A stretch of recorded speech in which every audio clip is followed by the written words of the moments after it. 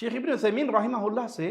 ایسے حاکم کے بارے میں سوال کیا گیا جو قرآن و سنت کو چھوڑ کر وضعی قوانین، تراشے ہوئے بنائے ہوئے قوانین کے تحت فیصلہ کرے، اس کا کیا حکم ہے؟ تو شیخ فرماتے ہیں اگر تو وہ یہ کہتا ہے کہ یہ وضعی قوانین، یہ بنائے ہوئے قوانین قرآن و سنت سے افضل ہے یا قرآن و سنت کے برابر ہیں، یا میں بھی قانون سازی میں حق رکھتا ہوں، اختیار رکھتا ہوں، میں بھی جو چاہے قانون بنا سکتا ہوں، تو ایسا حاکم بالاجماع کافر ہے۔ لیکن اگر اس کا یہ عقیدہ ہے کہ قرآن و سنت کا حکم افضل ہے، وہی اولا ہے،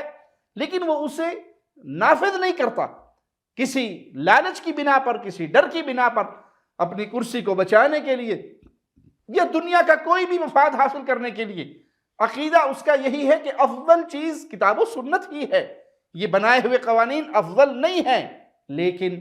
طمع اور لالچ اور خوف ان شرعی قوانین کو نافذ نہیں کرنے دیتا، تو ایسا شخص عقیدہ سلیم ہونے کی بنا پر مسلمان رہے گا، ہاں فاسق اور نافرمان کہلائے گا۔